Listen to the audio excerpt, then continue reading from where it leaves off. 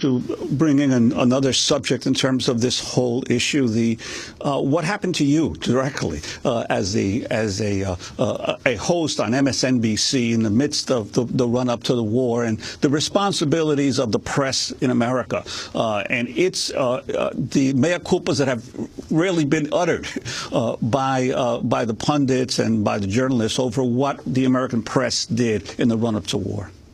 Well, I think what happened to me, the biggest lesson, I think, is how corporate media shapes our opinions and our coverage. This was a decision, my decision, the decision to release me, came from far above. This was not an assistant program director who decided to separate me from MSNBC. They were terrified of the anti-war voice, and that is not an overstatement. Anti-war voices were not popular. And if you're General Electric, you certainly don't want an anti-war voice on a cable channel that you own. Donald Rumsfeld is your biggest customer. So, by the way, I had to have two conservatives on for every liberal. I could have Richard Pearl on alone, but I couldn't have Dennis Kucinich on alone. I was considered too liberals. It really is funny almost when you look back on how the management was just frozen by the anti-war voice. We were scolds. We weren't patriotic. American people disagreed with us. And we weren't good for business. You know, I had this unusual experience, Phil, in July of 2006. It was the 10th anniversary of MSNBC. And I was invited on Hardball by Chris Matthews to celebrate the 10th anniversary. I think first Brian Williams was on the show, and then the Israeli ambassador. And then I was on the show. And we were standing outside 30 Rock. It was a big deal. All the execs were on the top floor of 30 Rock, and they were all about to have a big party. And we were just coming out of a commercial. And I want to congratulate you, Chris, on 10 years of MSNBC, but I wish standing with you is Phil Donahue. He shouldn't have been fired for expressing an anti-war point of view on the eve of the election. His point of view and the people he brought on were I don't know what the reasons were, but I doubt it was that. Well, we have the NBC memo. That was a secret memo that came out that said they didn't want him to be the face of this network, an anti-war face at a time when the other networks were waving. I think you might talk about Phil Donahue. Remember me when you answer. I said there, Phil, you were a great patriot. We did have the NBC memo, the secret memo, that said they didn't want their flagship show to be you when the other networks were waving the American flag. That's what it said. And by the way, that memo was written by a Republican focus group, a Republican counseling group that took the focus group and that revealed that most of the people in the focus group didn't like me. But I saw that, Amy. And yet you were the most popular show. Well, often we led the night for nobody burned the town down on MSNBC, including me. Fox just ran away with the ratings and continues to enjoy that success. Were you watching MSNBC that night? I did. I saw it.